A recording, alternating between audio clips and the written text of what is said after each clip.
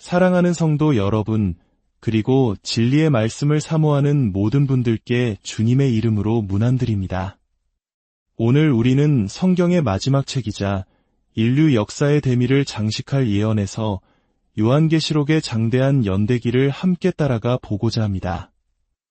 이 심오한 말씀을 나누기에 앞서 잠시 시간을 내어 이 채널을 구독하고 좋아요를 눌러주시면 하나님의 은혜로운 이야기가 더 널리 퍼지는 데 큰 힘이 됩니다. 여러분의 작은 행동이 누군가에게는 큰 위로와 희망의 메시지가 될 수 있습니다. 참여해주시는 모든 분들께 하나님의 크신 축복이 함께하기를 기도합니다.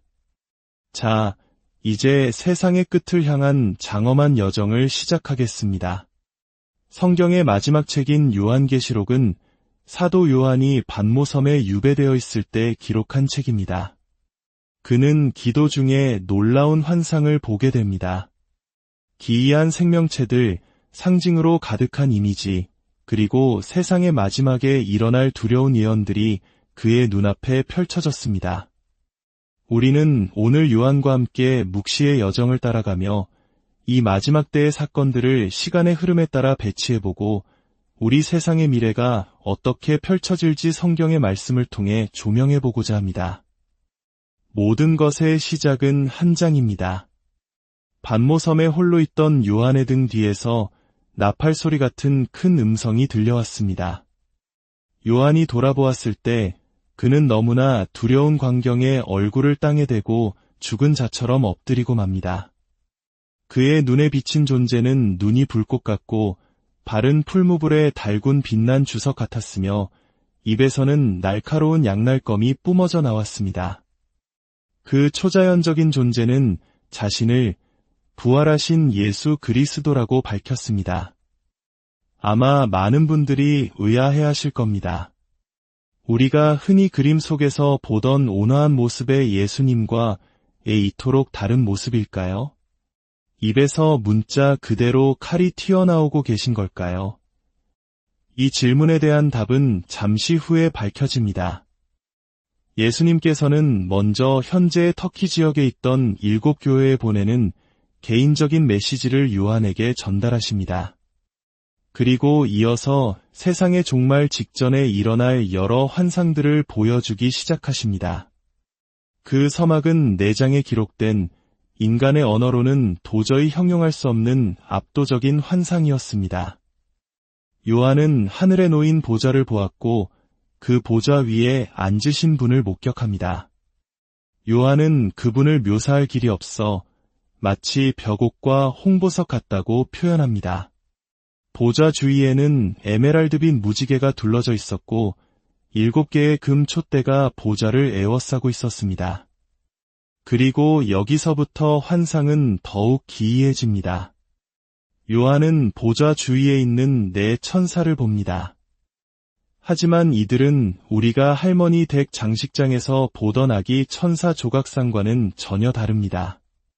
성경은 그들이 각각 눈으로 가득 차 있고 6개의 날개를 가졌으며 사자, 송아지, 사람, 독수리의 얼굴을 하고 있었다고 기록합니다.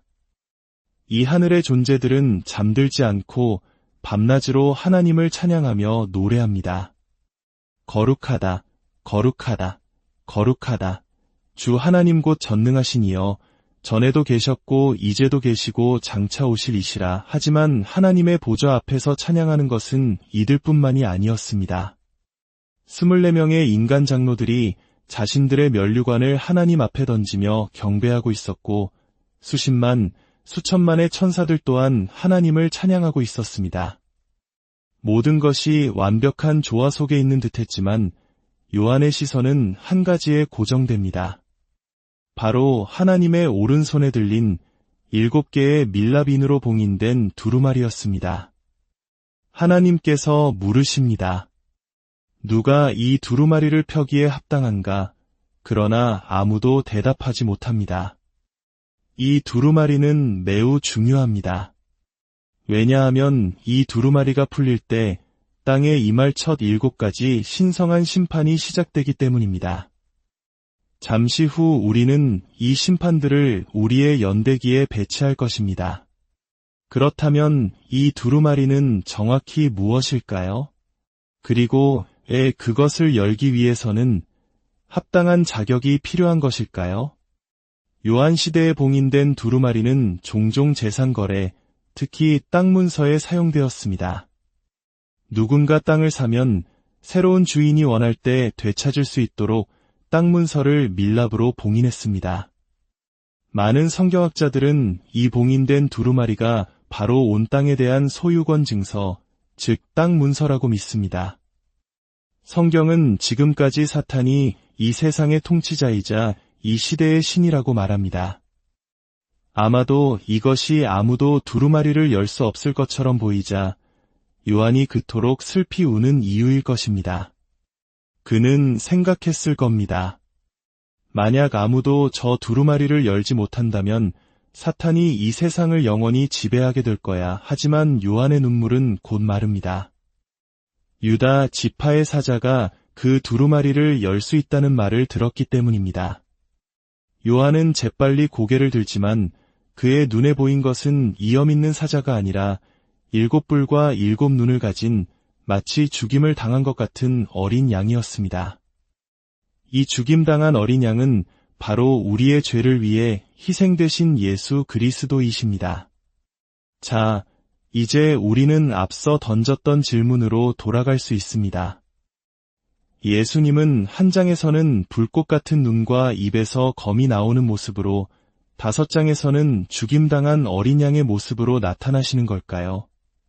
그리고 왜 하늘의 많은 존재들은 눈이 여러 개 달린 기괴한 모습을 하고 있을까요? 여기에 요한계시록이 이토록 낯선 이미지로 가득한 이유가 있습니다. 하나님께서는 요한에게 인간의 눈으로는 볼 수 없도록 만들어진 영역, 즉 영적인 세계를 보도록 허락하신 것입니다. 만약 우리가 영적인 세계를 엿본다면 그것은 우리의 언어와 이성으로는 완전히 설명 불가능할 것입니다. 그래서 하나님께서는 요한이 영적 세계의 상징적인 그림들을 보도록 허락하십니다. 이것이 요한이 지금까지 2가지 다른 형태의 예수님을 본 이유입니다. 예수님은 하나의 이미지에 갇힐 수 없는 분입니다. 2 이미지 모두 예수님이 누구신지를 보여주는 그림입니다. 그분은 세상의 주님이시자 동시에 세상의 구원자이십니다. 우리가 흔히 우리 어머니는 등 뒤에도 눈이 달렸어라고 말할 때 실제로 어머니 머리 뒤에 눈이 있다는 뜻이 아닙니다. 그것은 어머니 몰래는 아무것도 할 수 없어 라는 의미의 상징적인 표현입니다. 마찬가지로 하나님께서는 요한에게 특정 존재들이 여러 개의 눈을 가진 것으로 보여주십니다. 이것은 그 무엇도 그들의 시야를 벗어날 수 없다는 것을 상징적으로 말씀하시는 하나님의 방식입니다. 앞으로 연대기를 따라가면서 모든 상징을 설명할 시간은 없겠지만 중요한 것들은 최선을 다해 설명해 드리겠습니다. 이제 예수님께서 7인 중 첫 번째 인을 떼십니다. 그러자 흰말을 탄 자가 나타나 세상을 정복하기 위해 나아갑니다. 많은 사람들이 이 존재가 예수님이라고 생각하지만 나중에 보게 되겠지만 이 인물은 사실 매우 사악한 존재, 바로 적그리스도입니다. 2번째 인이 떼어지자 이번에는 붉은 말을 탄 자가 나타나온 세상에 폭력적인 분쟁과 전쟁을 일으킵니다. 3번째 인이 떼어지자 검은 말을 탄 자가 나타나 땅에 끔찍한 기근을 만들어냅니다. 그리고 마침내 4번째 인이 떼어지자 묵시록의 4기사 중 마지막 기사가 나타납니다. 이 자는 청황색 말을 타고 있으며 기근과 칼로 지상 인구의 4분의 1의 생명을 앗아갈 권세를 받습니다.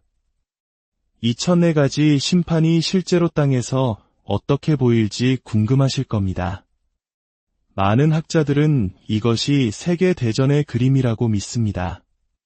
먼저 단일 정부가 세계를 통제하려 하고 이는 결국 세계적인 전쟁으로 이어지며 그 결과로 전 세계적인 기근이 발생하고 마침내 지구 인구의 4분의 1이 죽게 되는 끔찍한 연쇄 반응을 묘사하는 것입니다. 이제 남은 인으로 넘어가 보겠습니다. 5번째 인이 떼어지자 이 끔찍한 심판의 기간 동안 예수님에 대한 믿음 때문에 죽임을 당한 순교자들의 영혼에게 흰 두루마기가 주어집니다. 이 흰 옷은 하나님의 의를 상징합니다. 하지만 6번째 인은 이전의 5인을 모두 합친 것보다 더 끔찍합니다. 6번째 인이 떼어지자 거대한 지진이 온 땅을 흔들고 해는 검게 변하고 달은 피처럼 붉어지며 하늘의 별들이 땅으로 떨어져 지구의 모든 곳을 황폐화시킵니다. 요한이 묘사하는 것은 마치 핵전쟁의 참상이나 거대한 운석 충돌처럼 들립니다. 어느 쪽이든 상상할 수 없는 재앙이 될 것입니다. 7번째 인은 이전의 모든 인들과는 완전히 다릅니다. 하지만 이 인은 8장이 되어서야 떼어집니다. 그 전에 우리는 잠시 7장을 살펴봐야 합니다. 여기서 요한은 땅 위에 있는 14만 4천 명의 거대한 무리를 봅니다. 성경은 이들이 이스라엘의 12지파에서 나온 사람들로 하나님의 특별한 보호를 받는다고 말합니다. 하지만 그들이 왜 언급되는지에 대한 이유는 14장이 되어서야 밝혀집니다. 성경은 정말 대단한 서사 구조를 가지고 있습니다. 이제 드디어 7번째 인이 떼어질 때 무슨 일이 일어나는지 알게 됩니다. 하나님의 보좌 앞에서 울려 퍼지던 수많은 찬양 소리가 멈추고 하늘이 약 30분 동안 완전한 침묵에 잠깁니다. 저는 이 침묵을 거대한 쓰나미가 해안을 덮치기 직전에 바닷물이 뒤로 물러나는 고요함에 비유하고 싶습니다. 다만 이번에는 하나님의 진노가 새로운 7가지 심판으로 땅을 삼키려 하고 있습니다. 7명의 천사에게 7개의 나팔이 주어지고 그들은 7가지 새로운 재앙으로 침묵을 깨뜨립니다. 왜 이렇게 7이라는 숫자가 많이 나올까요? 성경에서 7은 완성 또는 완전함을 상징하는 숫자입니다. 하나님께서 7일 만에 세상을 창조하신 것처럼 요한계시록은 땅을 향한 하나님의 계획의 궁극적인 완성을 묘사하고 있기 때문에 7이라는 숫자가 반복적으로 사용됩니다. 첫 번째 천사가 나팔을 불자 우박과 불이 땅에 쏟아져 모든 나무의 3분의 1과 모든 풀이 타버립니다.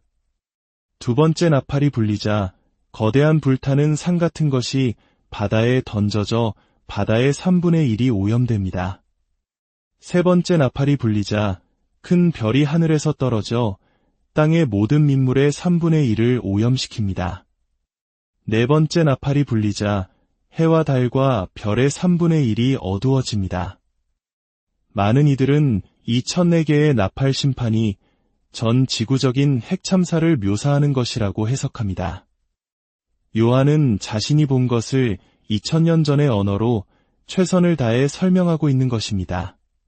불타는 산과 떨어지는 별은 핵폭발의 화구와 비슷하며 이러한 핵공격은 지구 식생의 3분의 1을 파괴하고 물을 오염시키며 대기권을 파괴하여 우주가 어두워지는 것처럼 보이게 할 수 있습니다.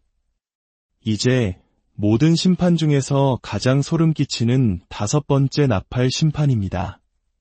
5번째 천사가 나팔을 불자 또 다른 천사가 하늘에서 떨어져 성경이 무저갱이라고 부르는 곳에 열쇠를 받습니다. 이곳은 단순히 깊은 구덩이가 아닙니다. 이곳은 악한 영들, 즉 마귀들이 형벌을 받는 심연의 감옥입니다. 천사는 이 열쇠로 무저갱을 열고 여러분이 상상할 수 있는 가장 소름 끼치는 모습의 악기들을 풀어놓습니다. 이 악기들은 말의 몸, 금 면류관을 쓴 사람의 얼굴, 여자의 머리털, 사자의 이빨, 철흉갑, 시끄러운 날개를 가진 강력한 메뚜기로 묘사됩니다. 그리고 최악은 전갈과 같은 꼬리로 인류에게 극심한 고통을 가한다는 것입니다. 성경은 이 끔찍한 재앙 동안 사람들이 죽고 싶어 하지만 죽을 수 없을 것이라고 말합니다.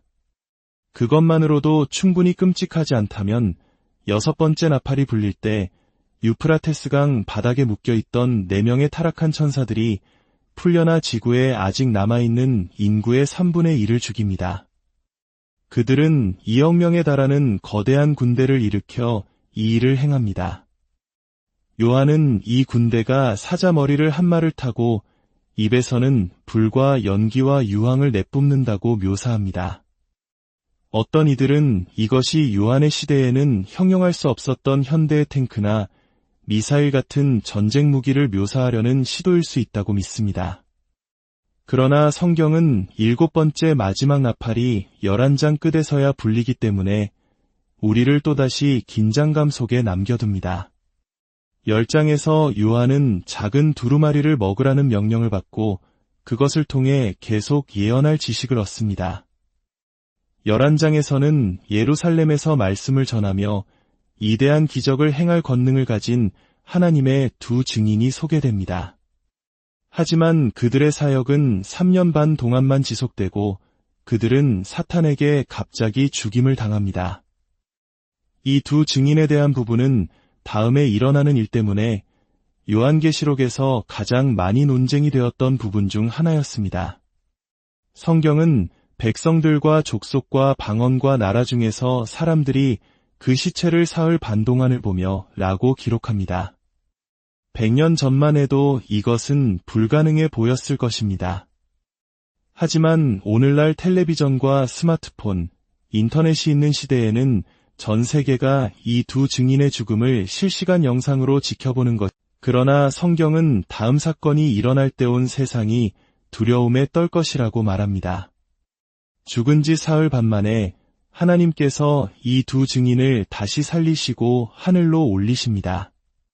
그동안 예루살렘 도성은 격렬한 지진으로 고통받습니다.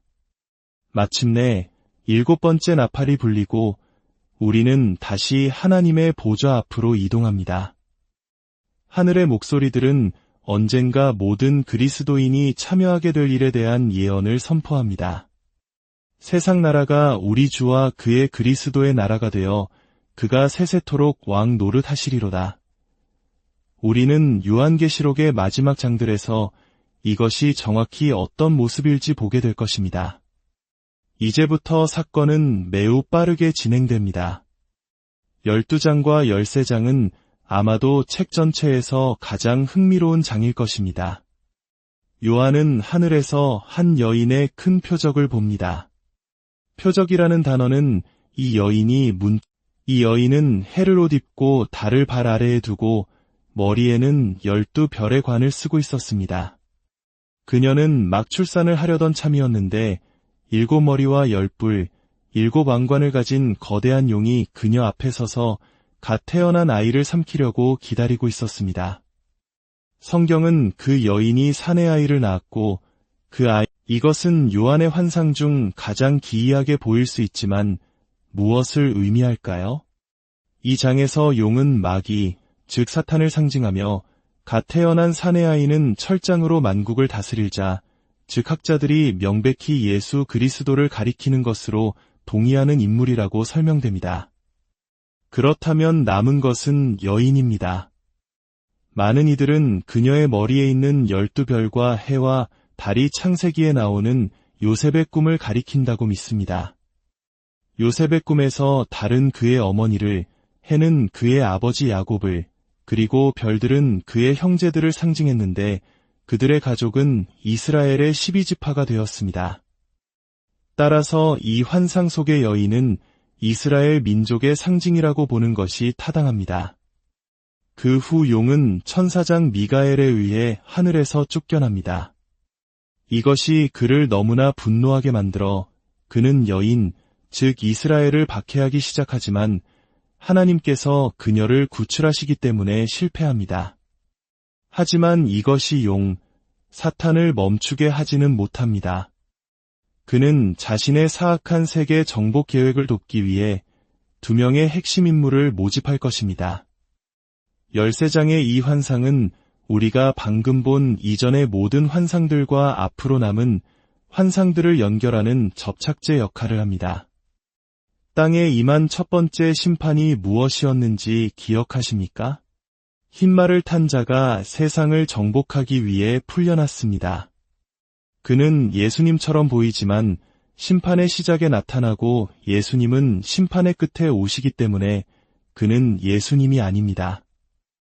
저는 요한계시록 13장에서 우리가 보게 될 짐승이 6장의 흰말 탄 자와 동일 인물이라고 믿습니다. 성경은 바다에서 한 짐승이 올라온다고 말합니다. 이 짐승은 7머리와 10뿔, 10왕관을 가졌습니다. 성경은 7머리가 7산을 상징한다고 말하는데 이는 요한시대의 로마 제국을 명확히 가리키는 것이었습니다. 그리고 왕관을 쓴 뿔들은 이 제국 내의 다양한 왕국들을 가리킵니다.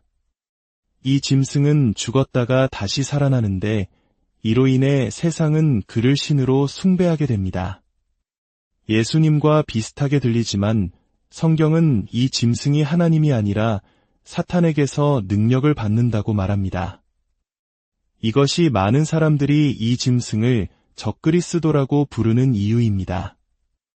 이 짐승은 결국 흰말 탄 자처럼 세계를 장악할 제국을 다스릴 한 남자를 상징합니다.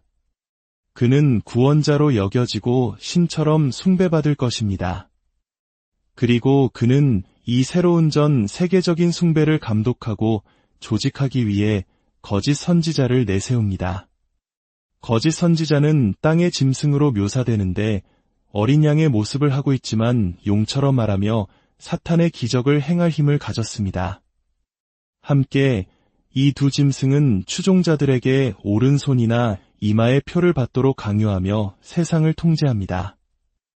이제 우리는 요한계시록 7장에서 언급된 14만 4천 명의 유대인에 대해 더 배우게 됩니다. 14장에서 우리는 24만 4천 명이 적그리스도가 땅을 통치하는 동안 예수님을 따르는 첫 유대인들임을 알게 됩니다. 그들은 그리스도께서 어디로 가시든지 따르는 결혼하지 않은 남자들입니다. 그리고 성경은 그들의 입에 거짓이 없다고 말합니다. 이 때문에 많은 이들은 24만 4천 명이 이 심판의 시기 동안 세상에서 하나님의 사역자가 될 것이라고 믿습니다.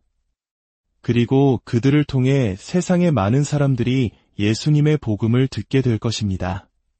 그러나 그들이 세상의 모든 사람에게 다가가지 못하더라도 아무도 핑계댈 수 없을 것입니다. 왜냐하면 성경은 한 천사가 온 땅을 날아다니며 온 세상에 복음을 선포할 것이라고 말하기 때문입니다. 심지어 외딴 정글에 있는 사람들조차도 예수님의 복된 소식을 듣게 될 것입니다. 그리고 또 다른 천사가 적그리스도 제국의 멸망을 선포하고 세 번째 천사가 그의 모든 추종자들의 멸망을 선포합니다. 마침내 7 천사에게 땅에 쏟을 7 대접이 주어집니다. 이 7 대접은 하나님께서 이 책의 가장 좋은 부분, 즉 예수 그리스도를 믿는 우리 모두를 위한 하나님의 계획을 드러내시기 전에 땅에 내리실 마지막 심판입니다. 첫째 대접이 쏟아지자 모든 인류에게 악성 종기가 생깁니다. 둘째 대접이 쏟아지자 모든 바다가 피로 변합니다. 셋째 대접이 쏟아지자 모든 강과 샘물이 피로 변합니다. 넷째 대접이 쏟아지자 해가 불로 인류를 태웁니다. 다섯째 대접이 쏟아지자 적그리스도의 왕국에 고통과 어둠이 닥칩니다.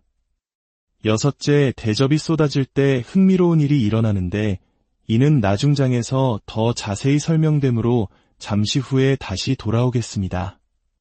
그리고 마침내 7째 대접이 쏟아지자 재앙적인 지진과 우박이 온 땅을 완전히 평평하게 만들어 모든 산을 파괴하고 모든 섬을 물에 잠기게 합니다. 이런 재앙들 속에서 살아남는 사람이 있다는 것이 놀라울 따름입니다. 천사들을 보고 하나님의 진노를 경험한 후에는 남은 사람들이 하나님을 따르기 시작할 것이라고 생각할 수 있지만 대신 그들은 하나님을 오늘날에도 저는 대부분의 사람들이 하나님을 믿지 않아서가 아니라 그분이 우주를 운영하시는 방식을 마음에 들어 하지 않기 때문에 하나님을 부인하기로 선택한다고 믿습니다. 17장에서는 주홍색 짐승을 탄 사악한 여인이 소개됩니다. 그녀는 세상의 왕들과 음행하며 그리스도 추종자들의 피에 취해 있습니다. 그러나 18장에서 한 천사가 적그리스도의 제국을 불로 완전히 파괴하면서 그녀의 시대는 오래가지 못합니다. 이제 전체 연대기의 절정입니다. 이것은 하늘이 책의 시작부터 기다려온 중추적인 사건이며 우리가 아는 세상과는 완전히 다른 새로운 세상의 시작입니다. 한 장에서 보았던 그 두려운 인물을 기억하십니까?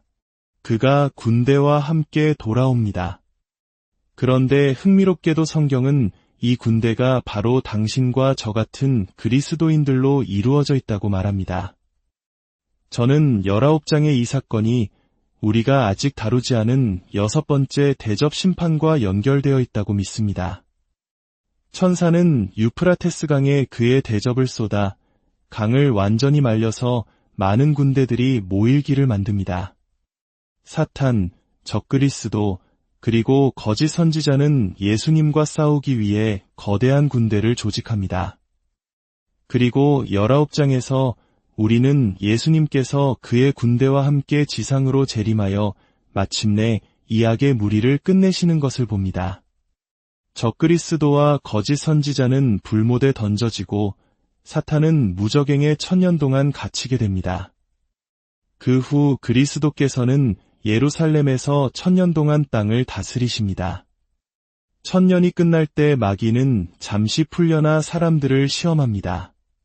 사탄은 다시 한번 하나님과 싸우기 위해 군대를 모읍니다. 그러나 이번에는 그리스도께서 그의 군대를 다시 모으시는 대신 이번에는 하늘에서 내려오는 불로 너희를 삼켜버리겠다고 하십니다. 마침내 여러분 모두가 기다려온 부분에 이르렀습니다. 이야기는 어떻게 끝날까요? 좋은 결말일까요? 나쁜 결말일까요? 그것은 당신이 어디에 서 있느냐에 달려 있습니다. 만약 당신이 크고 흰 보좌 심판 앞에 서게 된다면 그 이름보다 훨씬 더 두려운 결과를 맞이하게 될 것입니다. 하나님께서는 구원을 위해 예수 그리스도를 믿지 않았던 모든 사람들을 그들이 행한 모든 악한 일에 대해 심판하시고 영원한 어둠과 고통의 장소인 불못에 던지실 것입니다. 그러나 자신이 죄를 지었고 하나님의 영광에 이르지 못했음을 인정한 모든 사람, 예수 그리스도께서 자신의 죄를 위해 십자가에서 죽으셨음을 믿었던 모든 사람, 구원을 위해 예수님의 이름을 불렀던 모든 사람은 하늘에 계신 아버지께서 그들의 눈물을 닦아주시고 요한이 21장과 22장에서 묘사하는 영원한 세계로 들어가게 될 것입니다. 요한은 이전의 우주가 사라졌기 때문에 완전히 새로운 세상과 우주를 보았습니다. 그리고 하늘에서 새 예루살렘이라는 도시가 새 땅으로 내려오는 것을 보았습니다. 이 거대한 도시는 정육면체 모양이었고 귀한 보석으로 지어졌습니다. 그러나 무엇보다 가장 좋은 점은 우리가 이야기의 시작에서 보았던 하나님의 보좌가 있는 그 환상이 이 새로운 도시에 함께 임했다는 것입니다. 더 이상 영적인 세계와 물리적인 세계는 분리되지 않을 것입니다. 둘은 영원히 하나가 될 것입니다. 그리고 옛 땅에서 하나님을 사랑했던 모든 사람들은 그분과 그분이 새로 창조하신 세상에서 영원히 기쁨을 누릴 수 있을 것입니다. 사랑하는 여러분, 이 요한계시록의 말씀이 여러분의 삶의 두려움이 아닌 소망과 믿음의 등불이 되기를 주님의 이름으로 축원합니다. 하나님의 궁극적인 승리와 정애, 그리고 그분을 믿는 자들을 기다리는 영광스러운 미래를 굳게 붙드시길